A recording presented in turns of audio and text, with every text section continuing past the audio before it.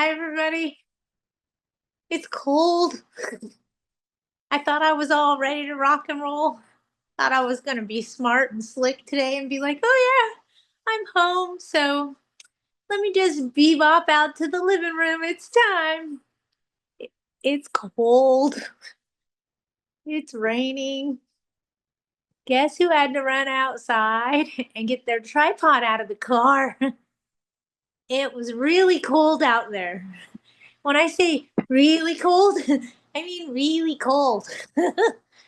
So sorry, I'm a little late. I apologize. I thought I was prepared, but apparently I am not as prepared as I thought I was, which happens quite a bit in this industry, unfortunately. Well, thank you for showing up. Thank you. No problem. Thank you guys for bearing with me when I'm late. All right, I'm sure we got lots of questions for today. I really am freezing. And today we are coming to you live from Widget's Way headquarters, where I need your guys' help, okay? Because something's happening tomorrow and I need some help from all of you, okay? Okay. I need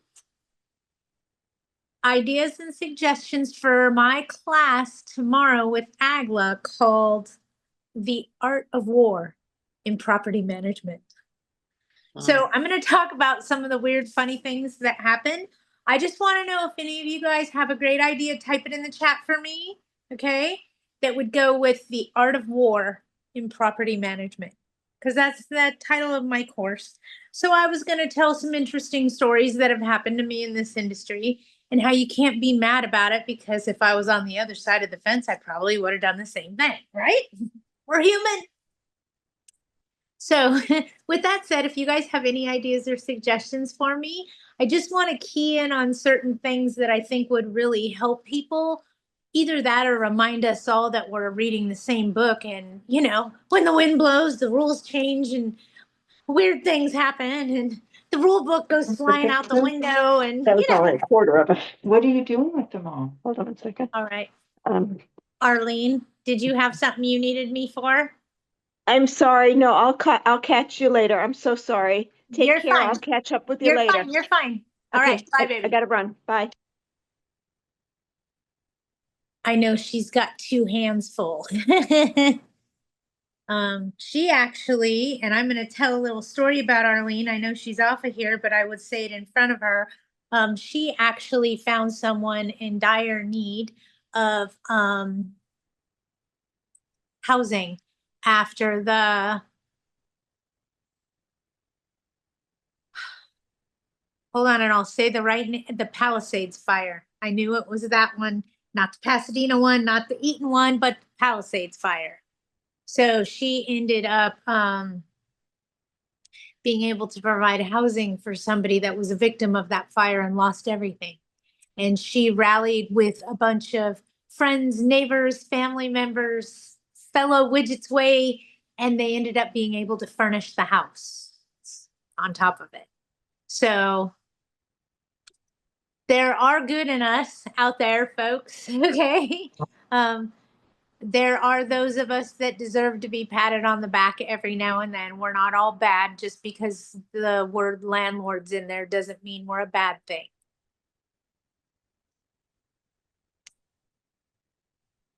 Yes, you do. Chris is another one that put it on the AGLA list, trying to help victims of the fire. Yes, absolutely.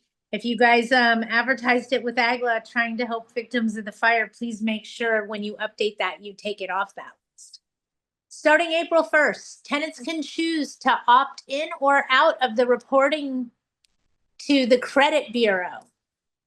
Who has already implemented this feature in AppFolio? Additionally, does the cost fall on the management company or the tenants?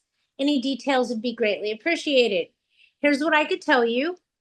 Talk to whoever does your credit screening. If AppFolio is the one doing your credit screening, ask them if they have a service that they'll be providing for tenants that want to opt into that. Why do I know that? I know they've already written the disclosures and the verbiage is in there so that you can include it. I saw it in there in the back end yesterday. I have the hiccups, you guys. I'm sorry. I have the hiccups. I got soaking wet in the rain going to go get my tripod.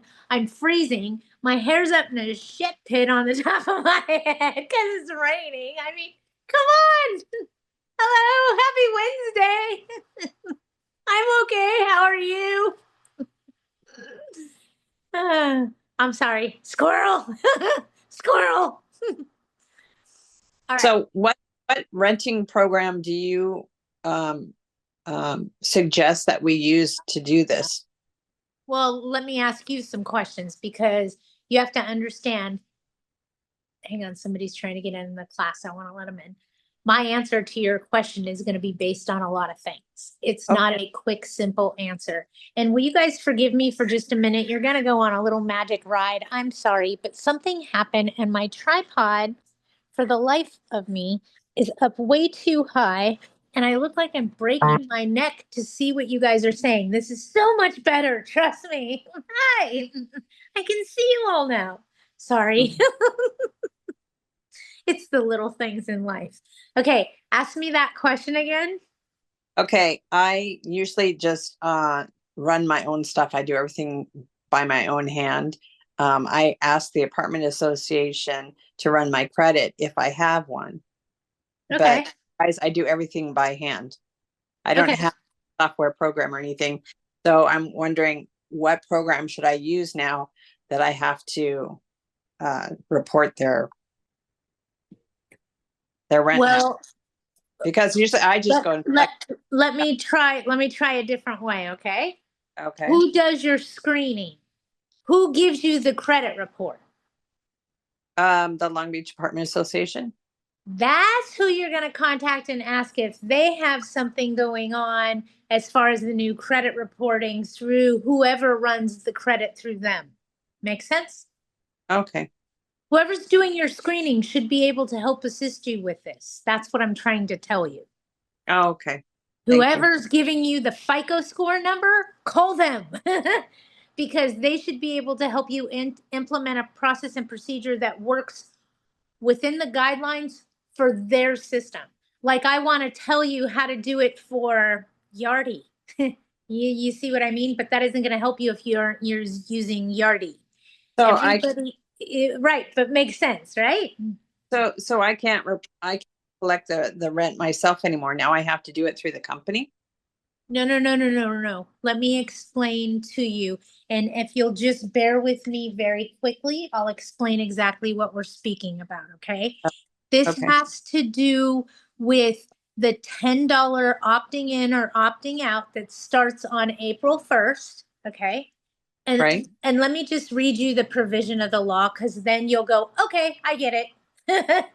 Because, and then everybody else is probably going, yeah, Patty, what are you talking about? So give me just a second and I will find exactly what I'm talking about and I will read it to you so that I don't goof, okay? Thank you. No problem. Thank you for dealing with me. It's not screening fees. It's not security deposit. It's not fees and security. Here it is. It's actually Assembly Bill 2747. And if you guys can see me right now and it looks like you're looking up my nose, I apologize, but it's how I have to look at my little phone screen. My bad. Okay. Existing laws require landlords of affordable housing properties to extend an offer of rental payment reporting to a credit report oh my goodness, to a credit reporting bureau of the tenants. AB 2747 now extends this requirement to all landlords of dwellings of units of residential properties.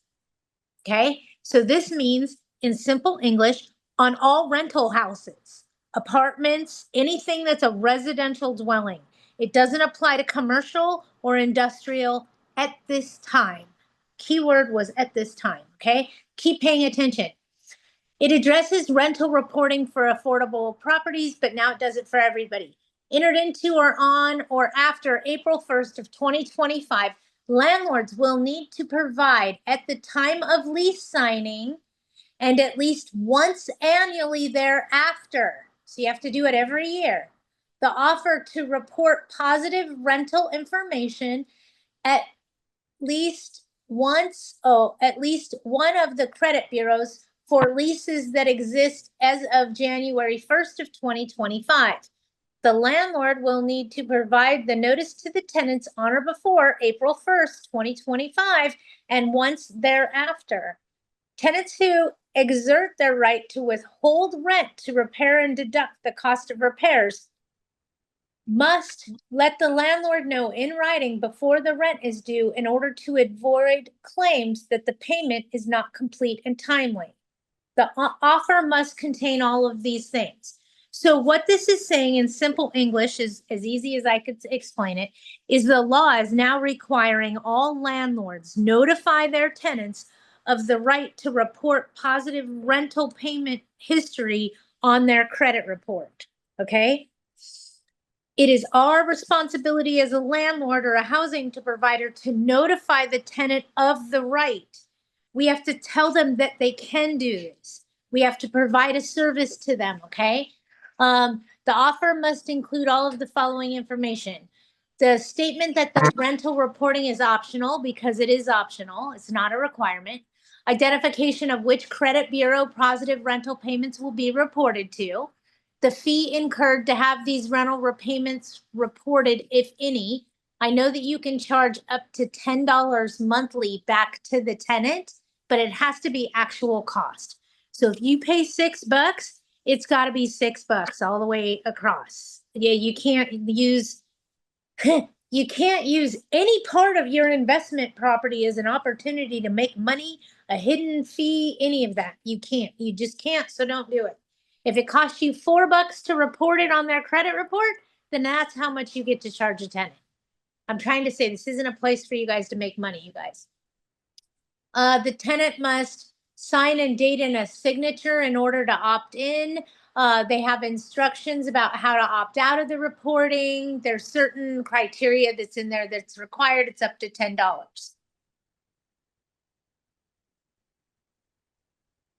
I don't know why, but for some reason or another, everybody wants to call me between the hours of 12 and 1 o'clock on a Wednesday. So that's why all of a sudden my screen goes, wee. It's somebody's trying to call me. I'm sorry.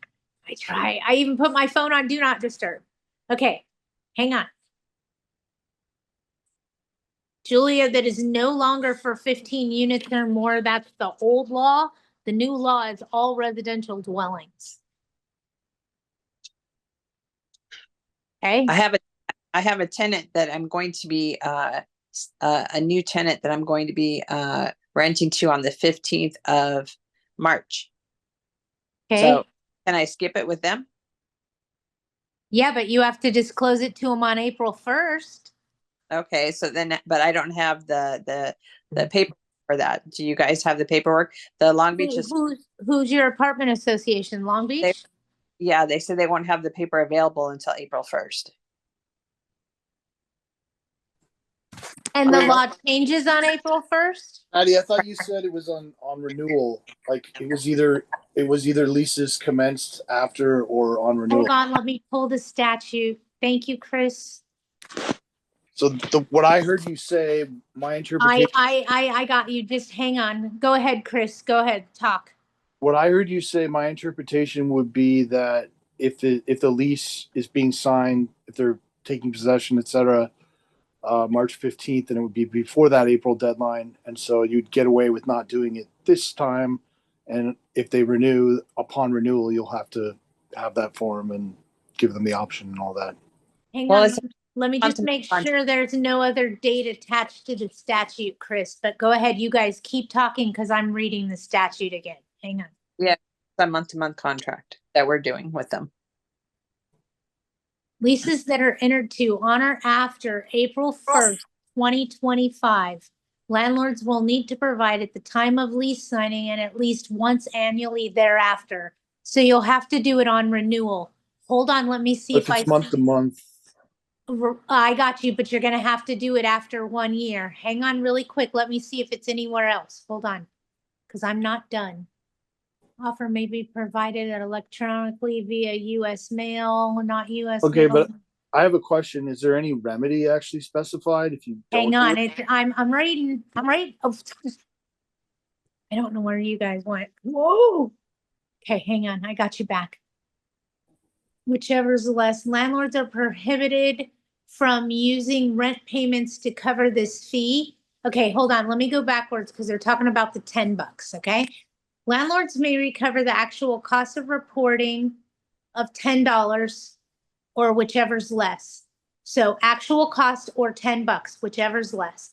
Landlords are prohibited from using rent payments to cover this fee, from deducting from the security deposit to cover the cost of the rent payment reporting fee, or from proceeding with an eviction for the failure to pay the fee. The only permitted action for landlords is to terminate the reporting fee if the fee remains unpaid for 30 days.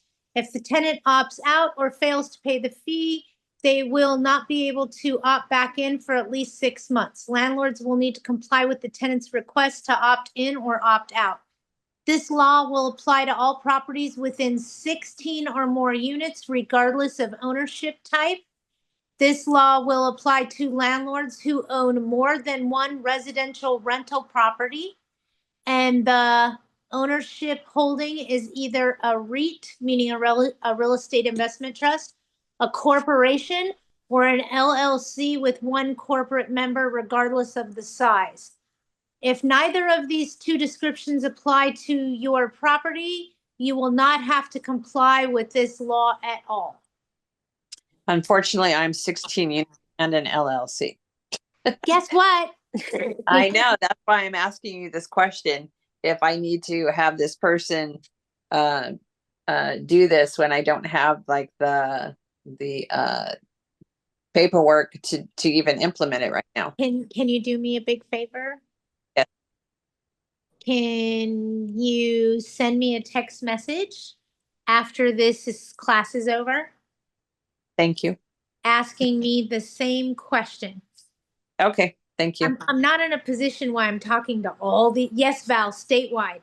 I'm not in a position while talking to everybody in a group to stop what I'm doing, rifle through my brain, pull out do you know what I mean? And send you what I know you need. But I can help you, just not Okay. right in this not in this platform. Fair enough? Yeah. But Thank you. CA8 must have a form by now, no? I haven't looked. CAA does have a form. Okay. They're not the only one that has a form.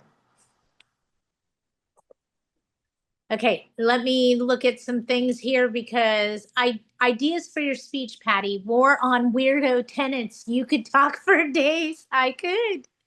The war on weirdo tenants. Okay, I have Yardy Breeze and they charge the landlord $500 a year for all the units. Then the tenants have to pay up to $10 a month. The company Agla teamed up with never returned my call after making 3 attempts. I completely and totally understand your frustration, Allie. You got to do what you got to do in this industry, right? And you have a big enough community. You need to do something about it now. So I hear you, sweetie. I would have done the same thing. You got to go with who's talking to you right now because you have to make a decision and you got to jump.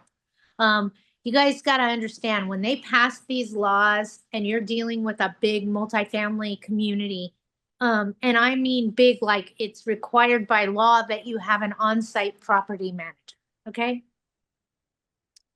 When you get to that extent of management, when these laws happen, we try really hard to prepare for them. We mark our calendars. It's ridiculous. We're like little freaking crackheads. We circle our little dates on our calendars. This must be implemented by here. So then what we do is we go backwards 2 weeks and put a mark in there. All notices must be served and implemented with the new process and procedure by this date. Why? Because we want to make sure that it implements before the law takes effect and we're responsible. Does that make sense? So sometimes when they put deadlines like they have right now on this law of April 1st, and you guys forgive me, okay, when I say this, because I'm going to be a jerk about it. The wind blew, the law changed. April Fool's Day, guess what? Because that's what happened, right? It's going to be April Fools, and now tenants can pay you every month to report on their credit history, their positive rental payments. It does not report negative history. But check this out. If we're looking at a rental history, and I'm talking out loud, of 24 months, and there's a 3-month period in there or a 4-month period in there where the history wasn't reported, what am I gonna assume? They didn't pay their rent. As soon as the enemy, meaning the other side of the fence, figures out that we're gonna use their new system against them, they'll stop implementing it. Trust me. Okay?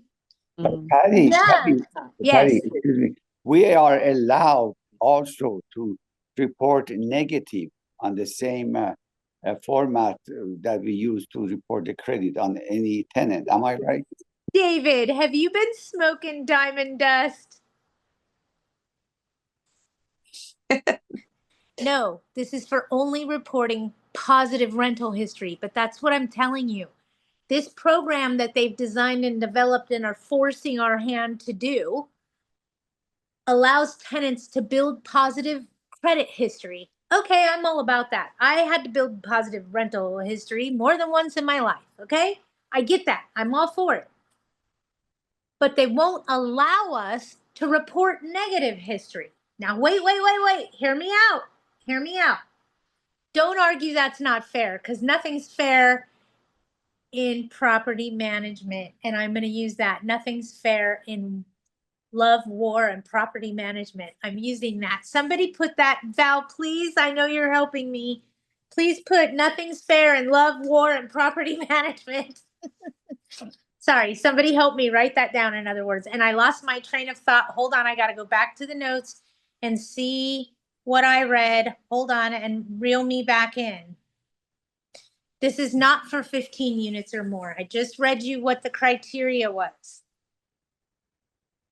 Hang on. It changed to all residential dwellings. It changes on April 1st. You guys want me to read the law again? I thought it was all residential dwellings owned by like entities. Hold on. I'm pulling it back up. Mandatory offer of credit reporting. Did you guys just hear what I said? Mandatory offer of credit reporting. Existing law requires landlords of certain affordable properties, and this has been in play for about 5 years, that tax credit properties had to report this. That's been in place for, oh God, let me go through my brain. I want to say 2018, 2019, somewhere right in there. It's irrelevant right now, so I'm not going to focus on it. I'm trying to get it out of my brain and wipe my brain clean so I can focus in front of me. So give me a second, because I am firing on all cylinders. My Red Bull kicked in. We're in trouble now. Okay. Whew. Reporting to a credit bureau to their tenants. Okay. So they are saying existing law requires landlords of certain affordable properties to extend an offer of rental payment reporting to credit bureaus to their tenants. This bill extends this requirement to all landlords of dwelling units of residential properties.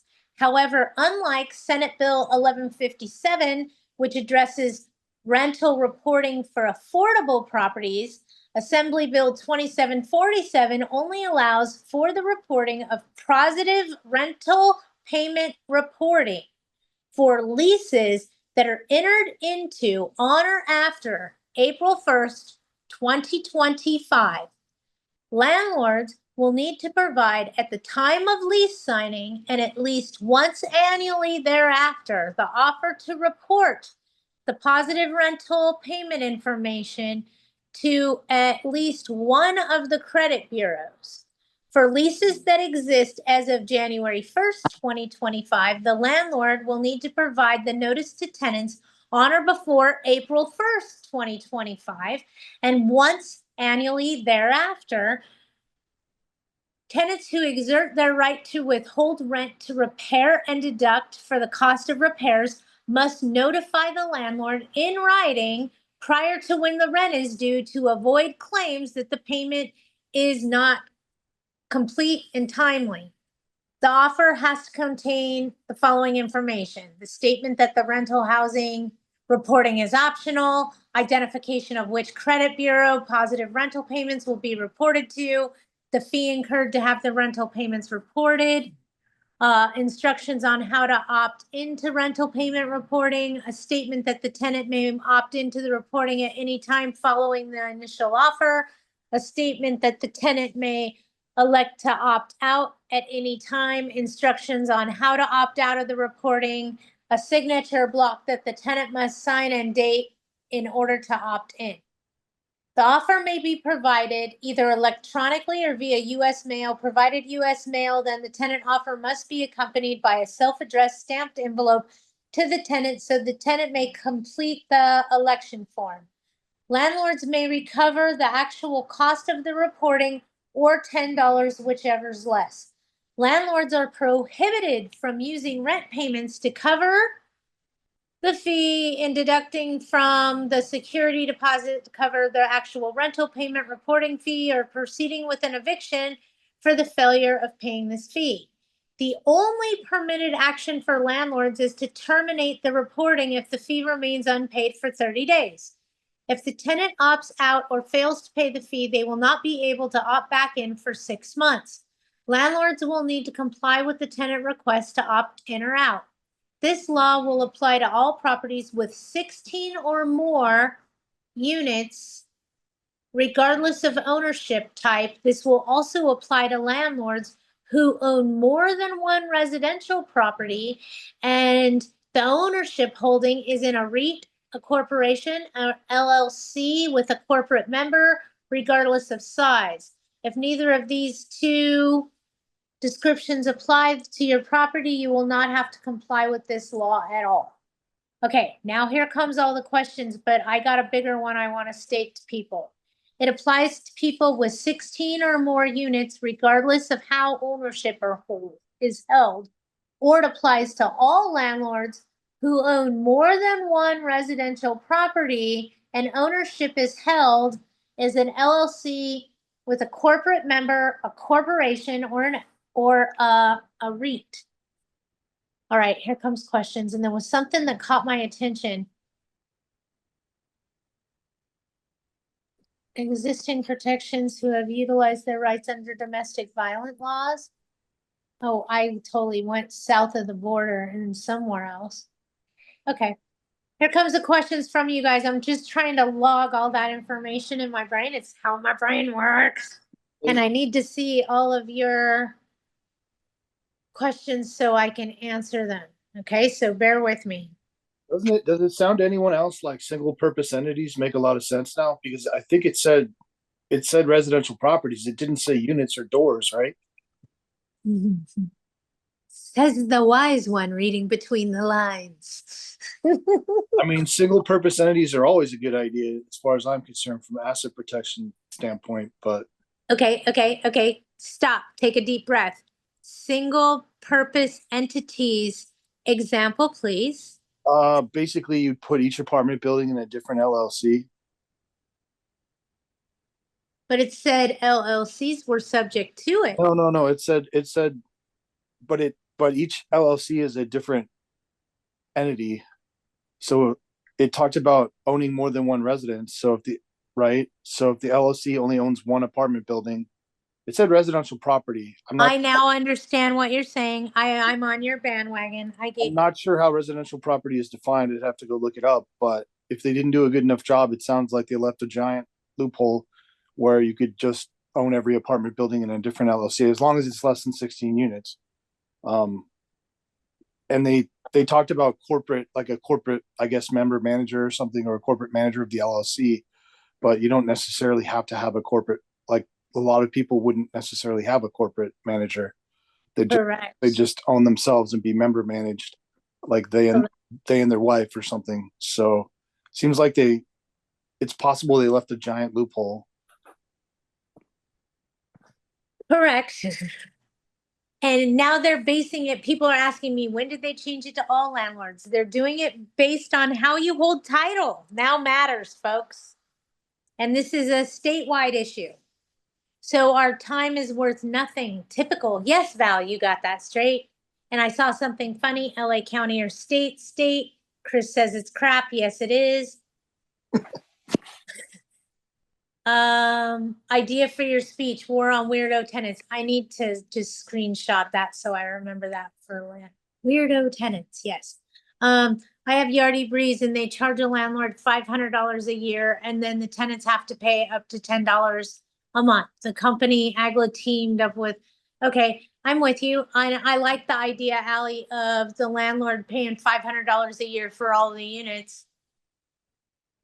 And the tenants paying up to 5 or 10, that makes sense if you have a lot of tenants that want to opt into it. And for those of us concerned about this thing, okay, remember, it doesn't report negative history. But for those of us looking at a credit report, come on, it's going to show you 24 months of payment history, right? That's what it does, right? Right? It shows you all the little months on the credit report, right? Are you following along with me? It may show you 2 years worth of January, February, March, April, May. You know how it shows you all that? And it gives you a little on time or, was it late? Whatever the marking is. Each credit reporting screening company works differently. They don't know this. They don't know this. But by forcing our hand to now participate in this, and it all has to be if the tenant wants to. We want the tenant to. We want them to report. We want them to pay whatever money it costs. We want them to do this. Let me explain something to you guys, okay? We want to encourage this. Have you ever heard that saying, if you build it, they will come? What nobody's paying attention to and nobody's listening to is there's always two sides to every story. There's another side to that coin. If you flip it over, it has another side, right? There is not enough forward thinking within our own government to figure out that they're building a system they don't want. Ha ha! Ha ha! Let me explain. A tenant that wants to build their credit history is going to pay $10 and they're going to be on time and they're going to pay that money and they're going to do it every stinking month. Because if it helps them build their credit report faster, isn't that what a responsible, mature adult's going to do? Screw all that. Isn't that what a smart human does? Okay? I'm just saying. Human. Okay? It has nothing to do with anything. It all has to do with, isn't that what you would do if you were young and started over again and could build your credit faster by doing it this way? You do it too. It makes sense. Okay? But pay attention, okay? So the people we see reporting positive credit history when we run a credit report is going to tell us that's a responsible tenant that pays their rent on time. Why? Because they wanted to pay money to report it every stinking month. So in the big picture, what we're doing is building a database of delinquent tenants. You guys pay attention. They're forcing us to let them know this is available. Forcing us. That means we have to tell every single one of them. Wait a minute. Shouldn't all tenants want to pay this money to build up their credit faster?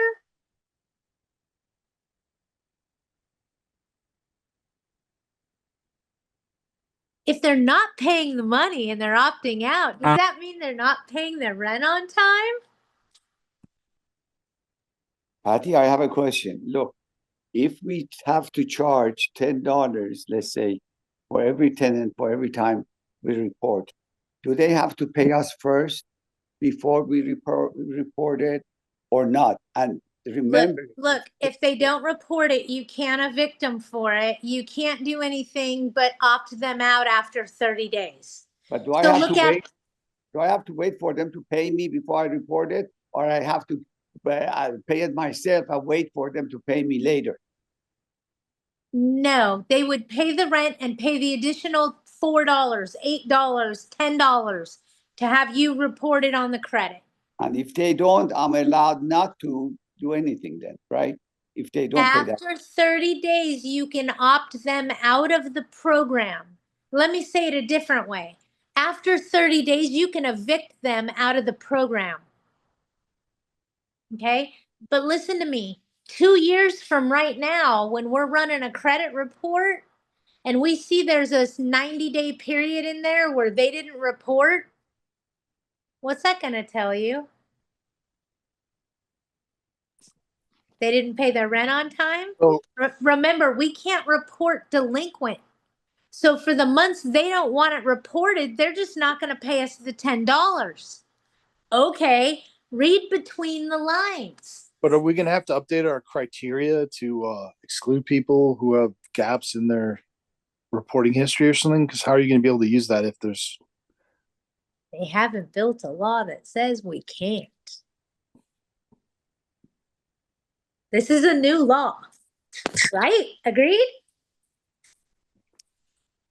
There's nothing out there that says that we can't.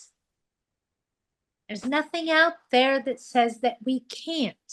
Until they make something that says we can't, then we can't. See how that works? I mean, put the pieces of the puzzle together. Let's play a game. My rent's $1,000 a month. Arlene's not in here anymore. Chris, you're still in here, right? Yep, I know you're in here because I didn't see you leave. So Chris is my landlord. I pay my rent to him. I pay $1,000 a month. I pay him every month, and I pay him on the 30th of the month. You know why? Because my rent's due on the 1st. I don't want to be late. I have a grace period till the 5th of the month because Chris is a nice guy. But regardless, I pay my rent on the 30th. Okay? So I am that tenant. Only I don't pay him $1,000 a month. I pay him $1,010 a month because he's notified me that I have the capability of getting in this program, and I'm trying to fast track my credit history. Remember, he can't report negative, so it will never hurt me. It will never give me a negative on my credit score. All it's going to do is paint the picture for a landlord or a property manager that knows how to read a credit report that goes, oh, look, here's 1 month. Ooh, right at Thanksgiving when they didn't pay their rent on time. How do I know that? Because there's 1 month where that $10 that's not reported. Oh, it's not reported that month. Okay, meaning they didn't pay the $10 that month because usually, oh my goodness gracious, send to voicemail. Sorry, guys. Usually it's during Thanksgiving that all hell breaks loose. How does Patti know this? I've managed property for profit for decades. Okay, so I could tell you when the busiest times are. And it's not when you think. It really is not. I can tell you when absolutely nobody moves, and it is the slowest month ever in property management. Okay. So busiest time of the year. You ready? Thanksgiving. Christmas through New Year's. Why? Most people have that time off of work. They're off work for vacation. Nobody works Christmas through New Year's. If you're in education, the medical field, let me just go down the long laundry list, okay? So usually between Christmas and New Year's is the busiest time in a property management company because everybody has the time off of work, so it makes the most sense for them to move. Why the bullshit starts in November of non-payment of rent is because Black Friday starts in November and they're saving all their money for the Black Friday sale. How do I know? I'm a single mom with 3 kids. If you think I didn't rob from Peter to pay Paul, you're sadly mistaken. I've utilized this tactic. I know how it works. Okay. I speak from experience. So what happens? And I don't live this way anymore, but at one point in my life, you have to. In other words, they will buy gifts for Christmas during Black Friday, stop paying the rent in Thanksgiving so they will pay you the rent in December, but they'll be behind November's rent still. If this sounds familiar, just laugh with me, okay? So they pay you in December because they don't want to get evicted. They pay you in January, and then in February they paid that November rent payment. Why did they pay it in February? Because they got their income tax refund and they can afford it now. And that's how a single mom with 3 kids affords to have Christmas for her children, unfortunately, at your expense.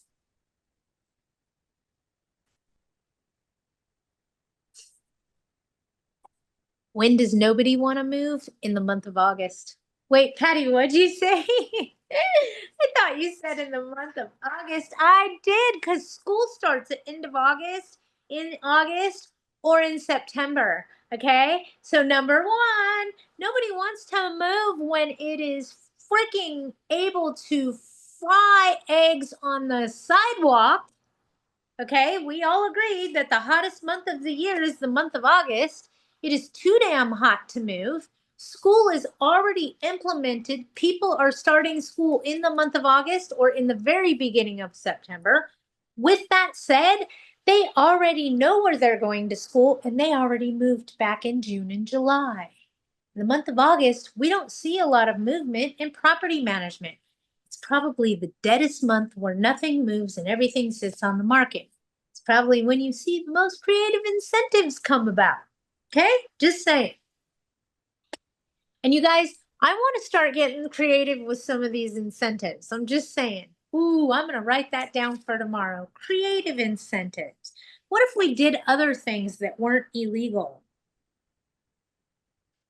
Like, what could you offer as a move-in incentive to somebody and it not be considered illegal, but not mess with the base rent? You get what I'm saying? I have some ideas. I have some suggestions.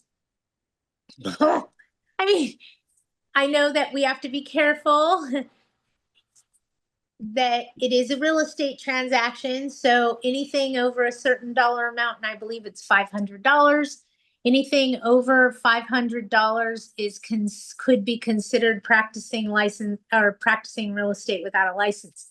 So I know it has to be under $500 under real estate law, but I'm thinking, what other creative things could we give away as a move-in incentive? Like maybe we could, and just hear me out, okay? And this is me being creative with my on-site managers and things of that nature.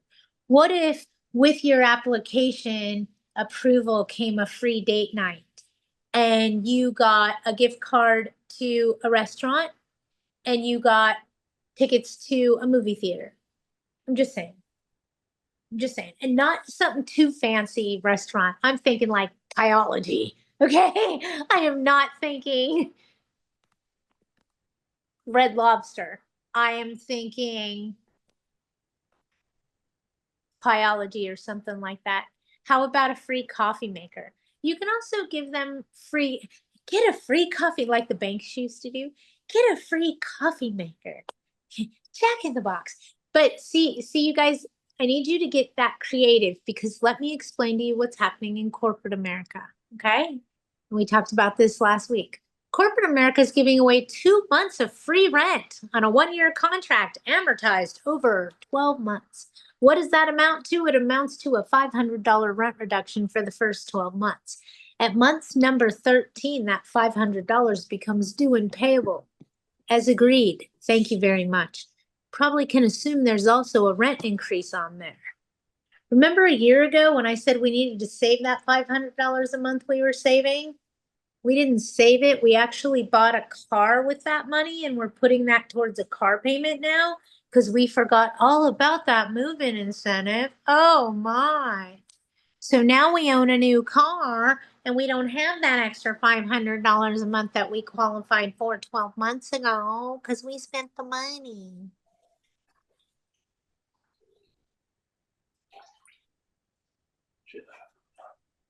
I'm just saying, you guys, I see this as being a huge problem in about 8 to 10 months. Huge, massive, massive problem.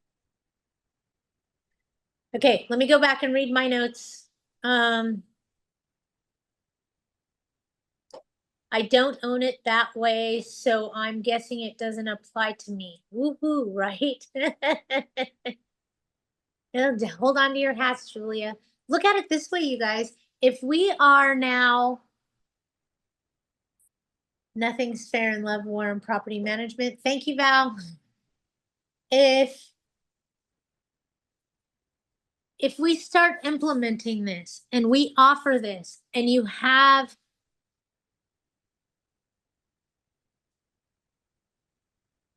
that mom or that dad for that matter, because I don't discriminate, okay? I just can relate to the struggle of a single mom because I was one. I am one, whatever you want to call it.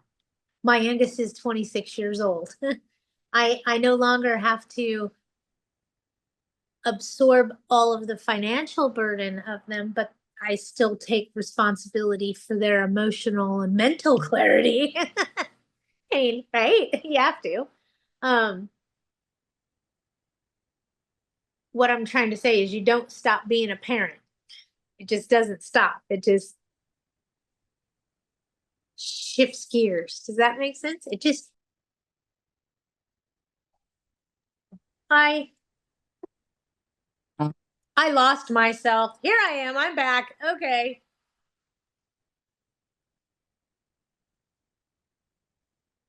Unless you're leasing a furnished condo near a university regarding August. Yeah, I get it, but I was talking with littles, not about biggers.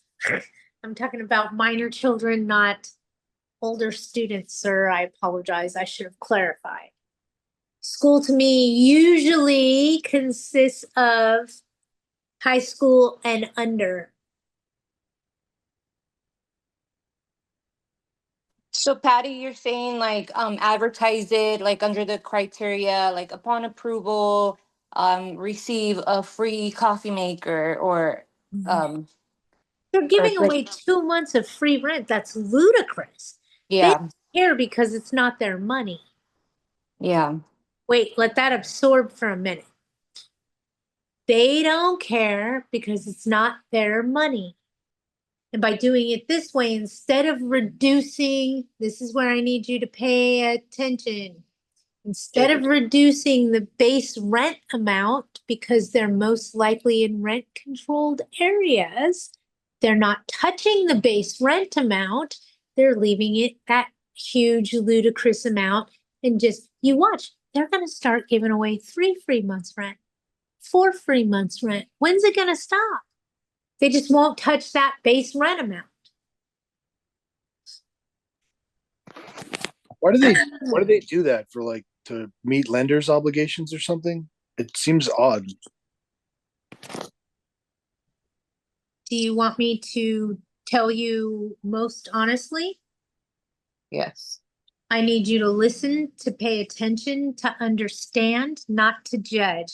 We listen to understand, not to judge. And I'm being funny, but at the same time, I'm being realistic. So please listen, okay? When you get hired as a property manager, you're now managing a property for someone else for profit. When it's a single family home and you're in charge of who's coming in, who's renting, who's paying the rent, who's not paying the rent, what's happening there, what's not happening there, that's on you. Deep breath. Same concept when you own it, right? That's why I talk to you guys in the manner that somebody is at my front door and I have no idea who it is. He's probably trying to sell me something. So give me 2 seconds, please. 2 seconds. Blue. Everybody hang on. Hang on. Get back.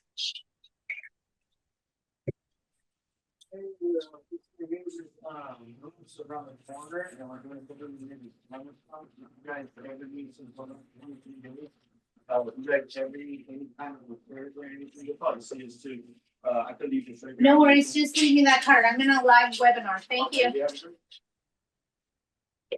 I love you guys. Thank you for getting me away from the salesman. That was awesome. That was awesome. That's gonna be my new thing. I'm sorry. I'm in a live webinar. I gotta go. You guys all use that, okay? didn't even open the door. Okay.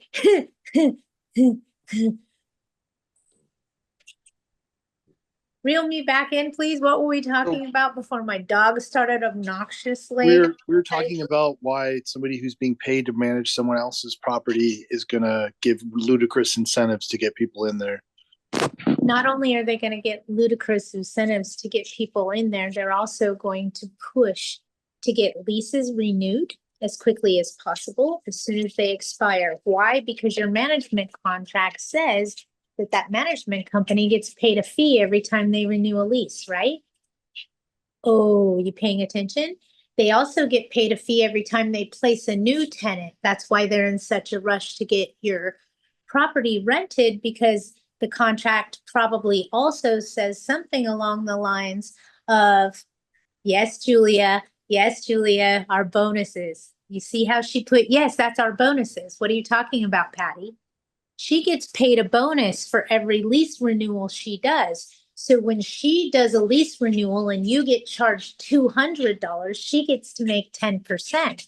So she may make $20 off a lease renewal that you get charged $200 for through the company. But they're pushing those employees in corporate America to chase that money. As soon as the lease expires, we expect to see a rent increase.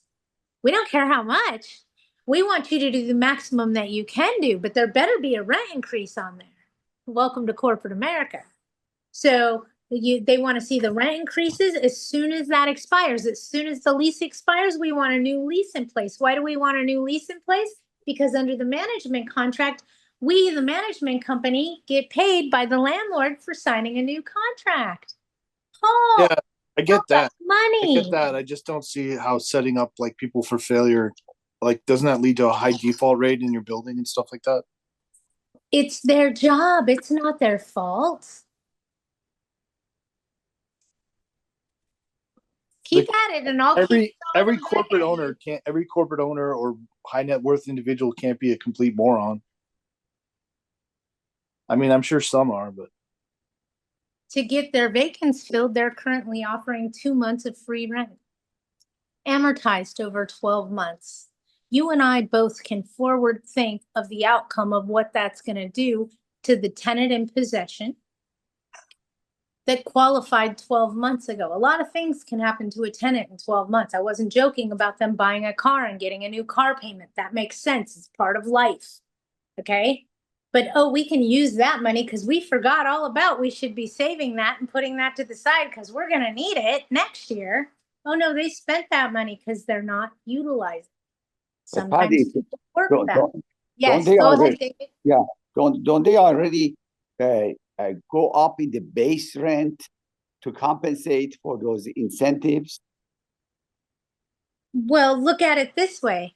If market rent, and I'm just going to give you out a number, okay? If market rent for my property is $3,500 and I've been renting it for $2,800, the second it goes vacant, I'm going to put it up there at $3,500. Why? Because that's market rent, right? Only it's not renting at market rent. I'm not getting any activity. Nobody's applying for it. So instead of taking that $3,500 rent and making it $3,450, paying attention, bringing it down this far, I'm offering 2 months of free rent because nobody's doing that. And that's huge, right? I said, if the client sees 2 months free rent, oh, no, well, let's do that. 2 months of free rent. And my rent's $3,000 a month. Hey, that's $6,000. I'm saving. Go ahead, David, ask the question. No, you clarified it. That's true. You're right, but you see how it pans out, right? Because at the end of the day, how much is the base rent, sir? $3,000 a month? Yes. Are you offering them $500 a month of a discount for the first 12 months because you gave them 2 months free rent? Yes, that's how it pans out. Okay, so I'm not going to be shocked, and hear me out when I say this to you guys. I'm not going to be shocked when I see 3 months free rent. When I see 4 months free rent, I'm going to be dumbfounded. 3 months of free rent is they gave away a quarter of earnings. Remember, corporate America functions on a business level where we're looking at return on investment and net operating expenses and monthly operating expenses. And we're looking at it more on a business perspective, on a business platform, and not so much of my tenant paid the rent this month. It's more like 330 of my tenants paid the rent this month. I have 12% vacancy rate. Just so you guys know, corporate America is currently dealing with a 12 to 15% vacancy rate in LA County. 12 to 15%. Patty, I have a question for that. Yeah. So after the 12 months expires and they can't pay the rent and then they choose not to, isn't it more expensive to go through an eviction of a tenant that can't pay as opposed to just giving them a rate that they can't I'm afford? gonna assume, and I'm not looking at the screen, you guys. I'm gonna assume by the sound of the voice that Lorena is asking me this question. Oh, Christina. Christina, sorry. You know what? Yes and no. Do you know why? No. If it's time to evict, whose money am I spending? The landlords, so they don't care regardless. Wow. But I'm sorry, I was taking a sip of my Red Bull. I didn't hear you. but aren't some of those, I mean, surely some of those landlords are highly leveraged, right? Some of them are extremely highly leveraged. Let me tell you something.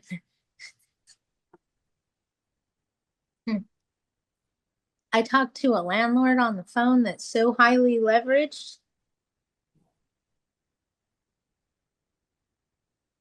I got a feeling if her tenant doesn't pay November rent so that they can have Christmas for their 5 kids, it's going to cause her to get foreclosed on. Hold on, let me think. Can the bank move that fast? Well, it's going to take them 4 months to get to the notice of default and then 3 months to get to the notice of trustee sale. I have that backwards, but it doesn't matter. It's still 7 months. And then you're looking at an eviction behind that. Most likely, they're going to be able to bail themselves out of it, but it's going to put the landlord in a really bad position until they bring it current.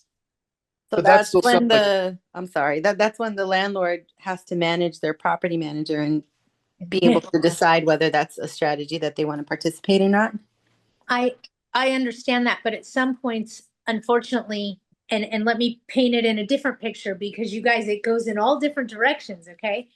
9 times out of 10, when the property manager is doing that cutthroat, and I'm sorry, let me when the property manager is doing their job, it's because the owner wants possession.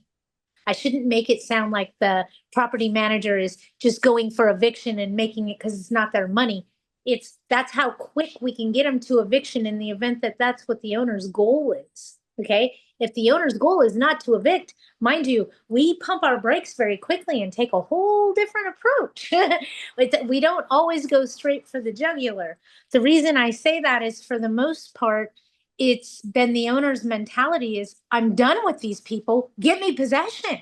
Usually when an owner hires a professional property manager, it's because they don't want to play in the pond anymore. They don't like the temperature of the water and they need a new sheriff in town.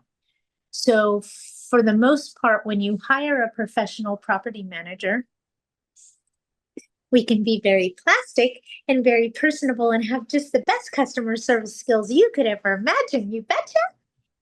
But in reality, we're going straight for their jugular as quickly as we possibly can because that's what you hired us to do. That's why you hired me, was to get them out. Go for the jugular as quickly as possible. But that's not So- necessarily the same kind of people that are offering 2 months, right?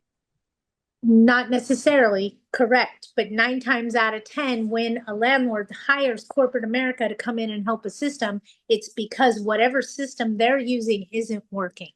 Make sense? Yeah, I'm just wondering. I'm wondering if we're going to have a rash of defaults in the multifamily, like we're seeing in office space. Yes, you are. Want me to go get my crystal ball so I can show you guys? My crystal ball says that thing's been broken since 2008. Usually when it goes, multifamily goes at the same time. It usually, residential, let me rephrase what you said, okay? Usually residential and commercial don't crash at the same time. They run on different cycles. Fair enough. Patty, when you were reading my question earlier, it was really choppy. I'm in a bad area, but so if you own it in your personal name, the credit reporting doesn't apply to you, correct? It does. I believe, let me look. If you own less than 16 in your personal name, is the way I read it. That's the way I read it too. So Yes, under 16, I'm less those, than you're fine. 16 and I have it in my name and personal name. You're fine. Okay, cool. Okay, and let me pull up notes again and we'll get back into Widget's brain. Dun, dun, dun, dun. But yeah, you guys are understanding the incentives. Let me give you some ideas of what I would do as a incentive, okay? And I'm just gonna give you a couple real quick. We'll do a leasing class next week and go dive into them deeper. I'm gonna give you ideas on incentives you can offer that don't really affect you. You can give back, offer free credit screening, okay? And hear me out. To somebody that's out there looking and genuinely looking to move, they may go look at 3 houses in a weekend, right? If you apply for all 3 of them, how much money did you just spend? Oh, did you spend $150? Oh, oh, oh. So if you're offering free credit screening on approved application, oh, what does that mean? You're gonna apply their screening fee of $50 to their first month's rent or their holding deposit. You're gonna credit it back to them when they're approved. Okay, that would be awesome, right? Hey, I got my money back because I have good credit. Yeehaw! So doing something like that. I'm gonna tell you one that's gonna make you raise an eyebrow and go, "What'd you just say, Patty?" You can lower the security deposit. Don't shoot the messenger. Hear me out. $500 security deposit, OAC. OAC is 750 FICO or higher. Patty, wait, what did you just say? Whoa, whoa, whoa. $500 security deposit moves you in on approved credit. What is approved credit? 750 FICO score or higher. Patty, why would you do that?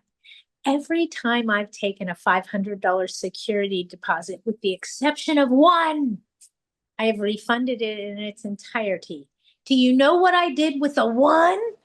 She asked me to please use my carpet cleaner and deduct the expenses from her deposit. People with really good credit most likely don't want to screw up their really good credit. And listen to me when I say this. In a perfect world, the security deposit isn't your money anyway. It belongs to the tenant. So if they're a good tenant, they have good credit, and they're going to get their deposit back. What are you losing? Oh, did you say nothing? Oh, that's right. You're not losing anything. Oh, but Patty, that's money I could have used to help pay for the eviction. Well, why did you take the risk on such poor credit? But Patty, it's a risk. Everything we do in this industry is a risk. Welcome to property management. Welcome to owning investment property. Hello. I mean, did you own rentals in the Palisades?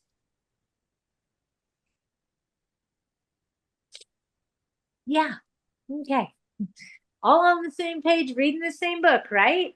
Okay. We're all owners. We're all on the same boat, riding the same ship. So what I was saying is it's corporate America's job to raise your rent as high as they can, as quickly as they can. Why? Why? Why is it corporate's job to raise your rent as high as they can, as quickly as they can? Because their commission structure is based on how much rent is collected, right? Do I get 8.2% of your rent collected every month? Of $1,000, that's about $80, yeah, right? What if your rent's up to $1,500? Hell no, screw that. What if it's up to $2,000? I'm doubling my money. Yeah, yeah. That's how that works. Okay. It is their job to try to raise rents as quickly as possible, as high as possible, because there's better revenue for them. But here's the catch-22 and the caveat to the thing. They also know exactly what they're doing. You know, what is it the younger generation uses right now? And I'm going to get in trouble. So, I got to be careful what I say. They say something nowadays called F A F O. And I'll leave the first word out. It starts with an F. I'm pretty sure you can figure that out. But I it's think plenty of around. people your age use that word online, Patty. Oh, around and find out. We don't need to do that. We're all finding out those words. Okay, hang on. I saw something I needed to address. I mean, when you come into corporate America and you pretty much contact us because what you're doing isn't working, you're failing, and you need a new sheriff in town. And we come in there level-headed. We know what we're doing. We know what the rules are. We're going straight for the jugular if that's what you've hired us to do, because we ask you, what is your goal here? Are you seeking possession? Did you want them to pay the rent? Are you trying to flip your tenant around and keep them in possession, and just make them start adhering to the rules? What is your goal? So the reason you hire us to do a job isn't always to evict them, but 9 times out of 10, it's usually what the case is. So 9 times out of 10, my first story is how to get you quickly to evict, because 9 times out of 10, that's usually what I was hired for. It's not always the case. A lot of times they've broken the relationship, something happened, somebody got offended over the course of whatever happened, and they need a new sheriff to come in and fix things again. It happens. It works. It works great too. Okay, Belsie, let's see what you got. If we served a tenant in a notice to cure and the tenant is under a lease agreement for 12 months, only 4 months in, the tenant is not in compliance and decided to surrender the property.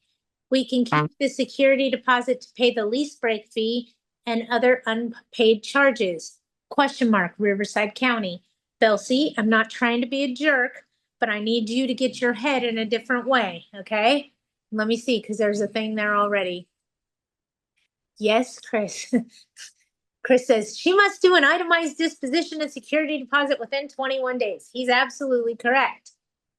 But I had another idea. Hang on, and I lost it. I got to go back to read it because I saw something, thought, oh, I should read that. Does your lease contract talk about a lease break fee? Does it say there's a lease break fee? Because if it doesn't talk about a lease break fee, then your only choice is to mitigate damages, meaning charging them daily per diem, holdover damages, daily rent, advertising expenses, whatever expenses you or the landlord incur because of that. If you have a lease break fee, then you can implement your lease break fee, but you do need to do a disposition of security deposit within the 21 days.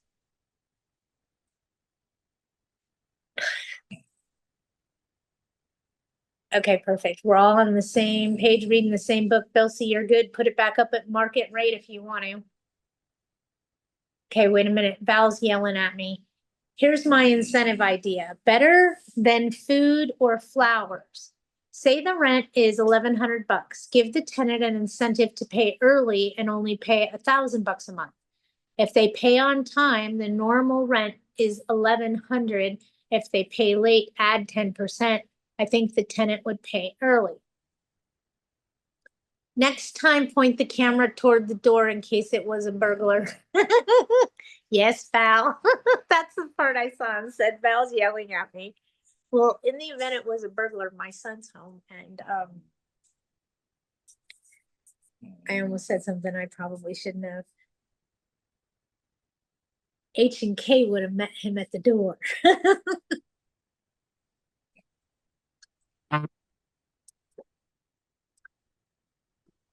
If we serve a tenant a notice to, oh, I just answered that one. Okay, we're good, we're good. She can't do an estimated for the remaining 8 months and then a final because she has a lease break fee. Because she has a lease break fee, she's just gonna charge a lease break fee and be out of it. Rather than mitigate damages for the remainder of the 8 months plus expenses. Also known as, hold on, it has another word. Not mitigating damages, it has another word. Hold on. And we can't use it. It's when they just blanket expense something. What's that word? It's a legal word. Uh-oh. Okay. Somebody messaged me something else. Sorry. All right. Oh, liquidated damages. Is that what Thank you. Thank you. That's what I was looking for, a liquidated damages clause. Liquidated damages clause. A lot of people just want to go, yeah, I can charge liquidated damages. And I'm like, not if you can actually do the accounting for the loss. Liquidated damages pretty much means you can't pinpoint the actual loss of the expense. You can only guesstimate, for lack of a better way to explain it. And there is some rent ideas that you can do, Val, that we used to do back in the day. And I'll give you an example.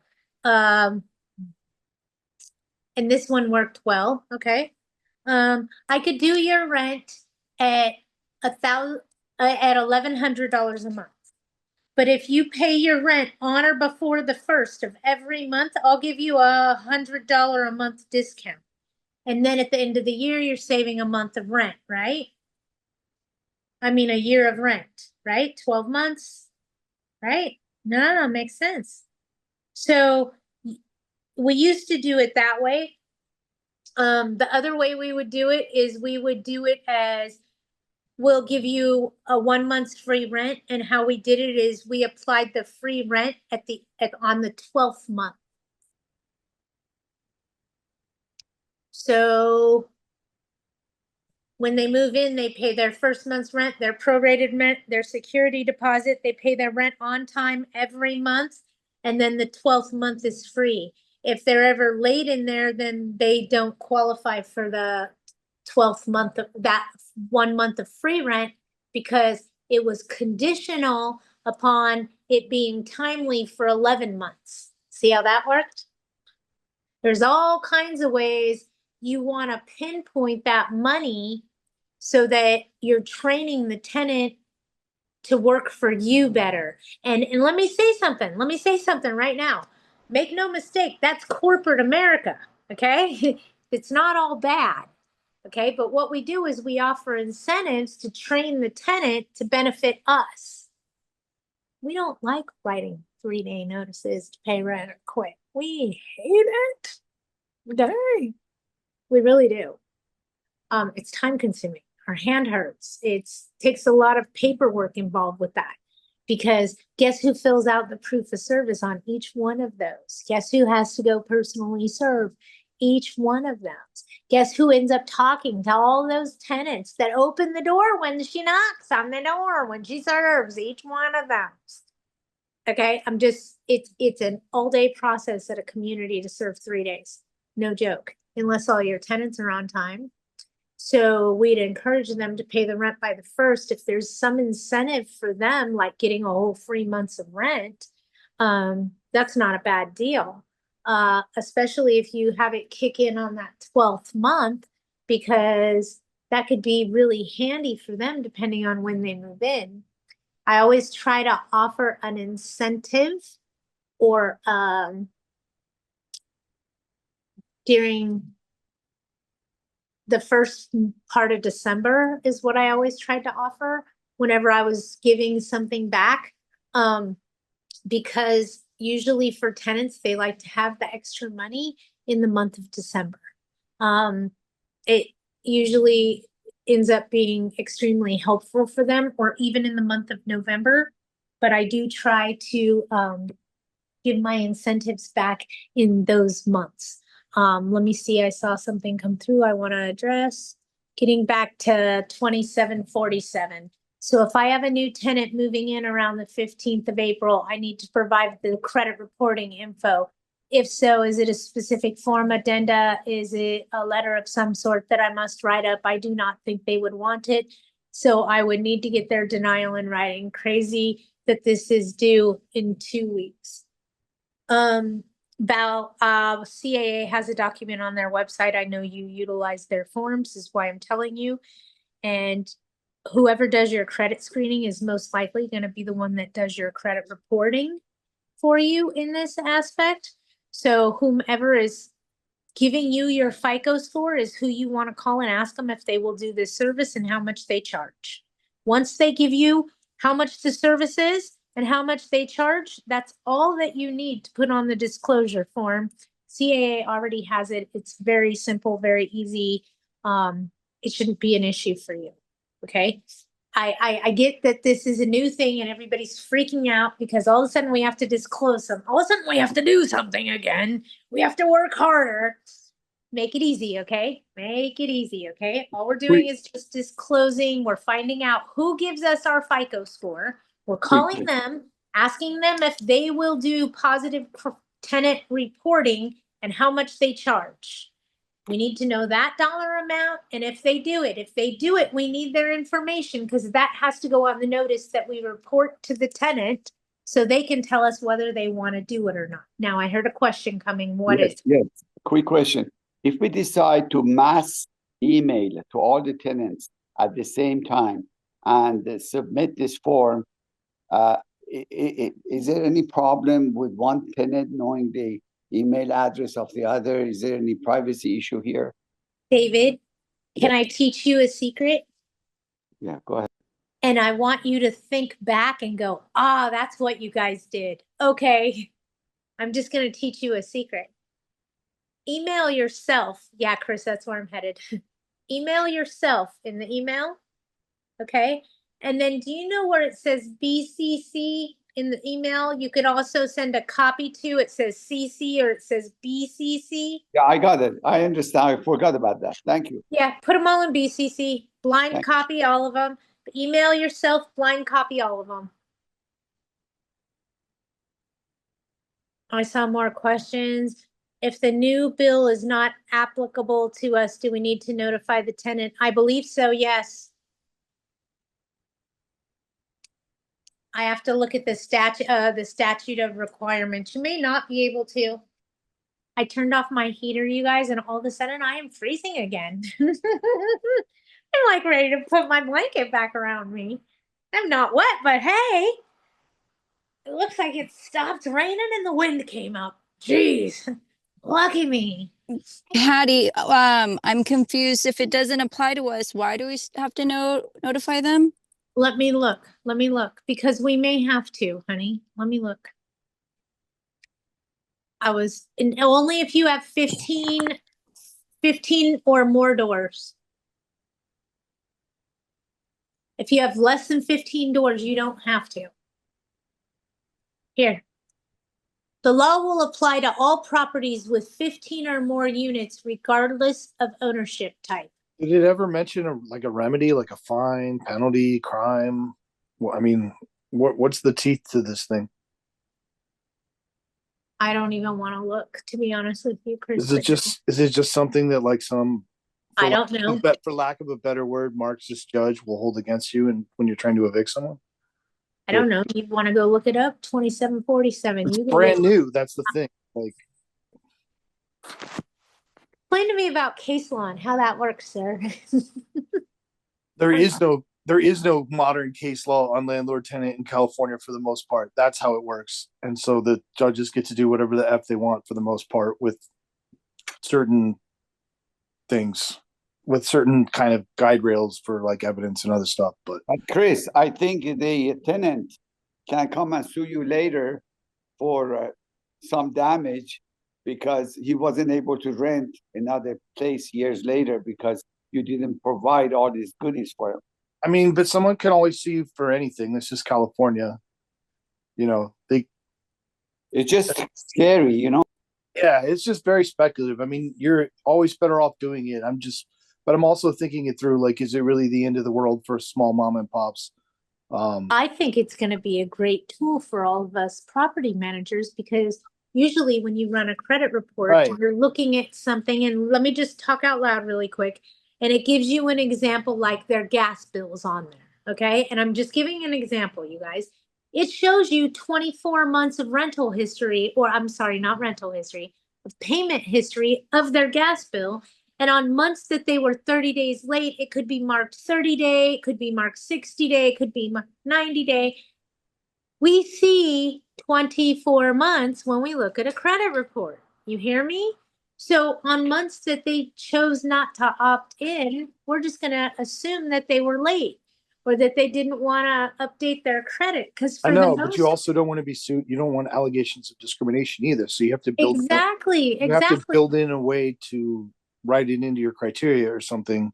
There's clear and concise verbiage that needs to be utilized, and the apartment association already has it. I'd ask AGLA when they're going to have it, and ask CAR when they're going They to have it in their criteria, or regarding the credit reporting for the yeah, $10 I mean, a month. they have the form to give the tenant, but do they? Because you really need a criteria if you're going to use it to.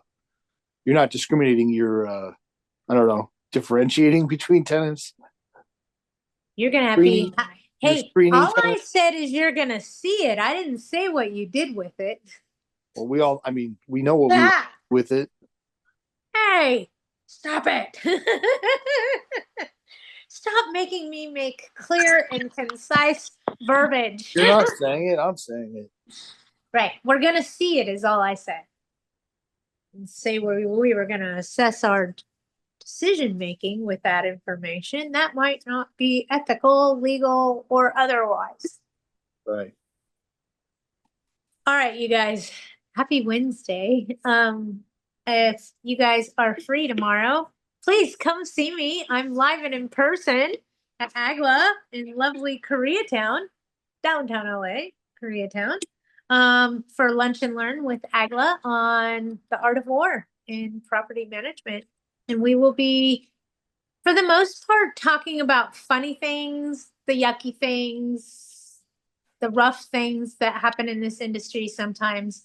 You know, the stuff nobody talks about, the yucky stuff.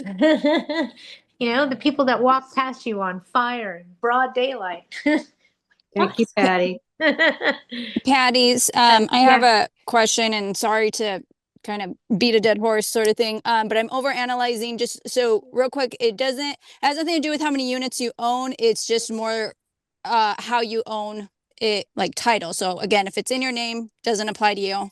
And if you're less than 15, correct? Start with less than 15. That's going to be the big one.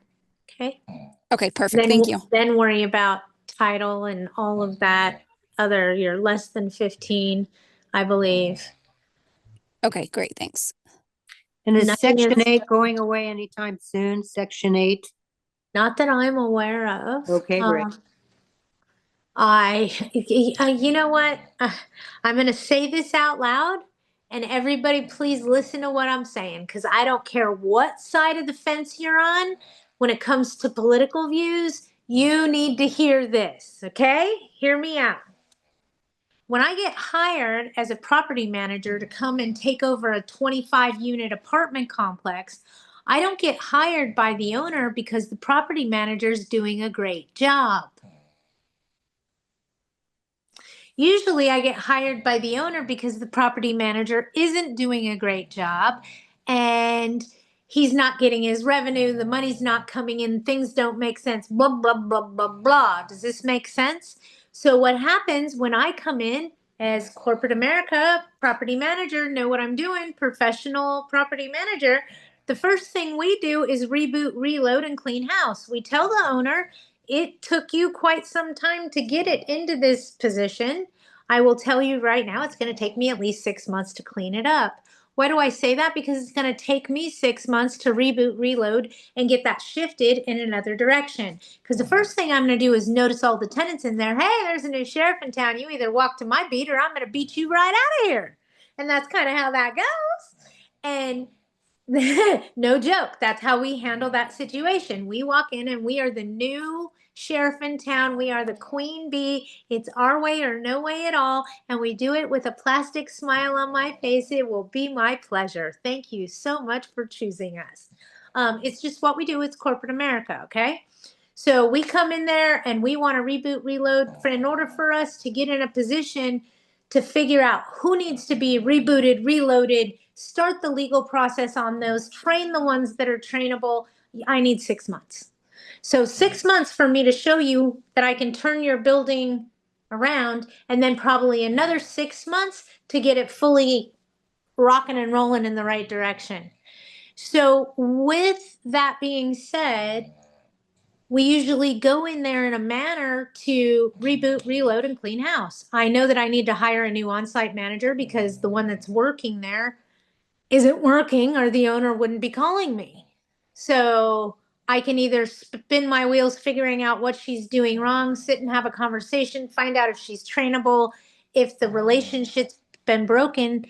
Sometimes it works the same way as a bad tenant relationship. The landlord and the on-site manager have a relationship that are broken and a new sheriff needs to come into town. So same concept, different platform, but sometimes we just need to get in there, reboot, reload, start over, and make things rocking and rolling.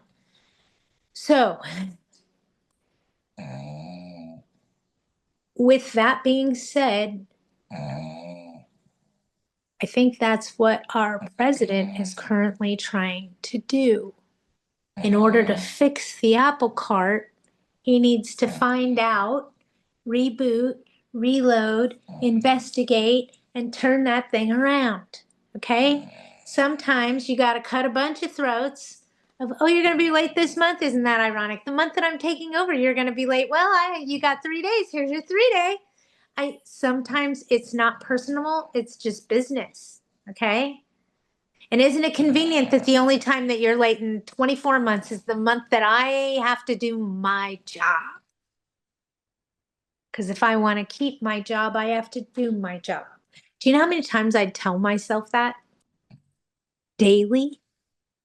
If I want to keep my job, I have to do my job. If I want to keep my job, I have to do my job. Because they want us to be plastic and robots, but the reality is we have feelings and emotions. Now you might understand why I don't manage property for profit anymore. I know you guys can hear it. I know Val is laughing her butt off right now. Can you hear it? Do you want to see her? Hang on. Hang on. I'm going to try really hard. Hang on. Widget is going to try. I don't know how successful. And then I'm going to get off of here because we're way over.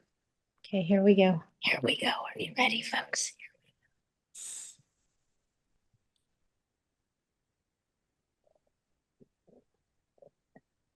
Take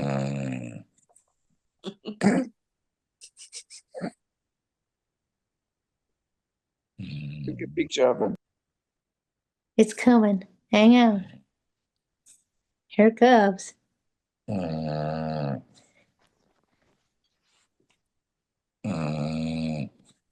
She's so loud and obnoxious. All right, everybody. If nobody needs anything else, I'm going to get off of here. Thank Thank you, you. Patty. Thank you so much. No problem. You guys have a great day. Okay. Thank you. And if you need me, call me for anything. don't panic too much with that new law, okay? And hopefully it helps paint the picture for some of us, you know, and make things a little bit easier to see in some aspects, okay? Thank you, Patty. God bless you. Thank you. Bye, everybody. Bye. Because you are so good, if I send my email to my tenants with this mystery form attached, plus it's optional that they must sign it, and form, is this bad? No, it's not bad, Val. I'll send it to you. I know what you're asking me. All right. Bye, everybody. I'll talk to you soon. Thank you. Bye-bye. Bye.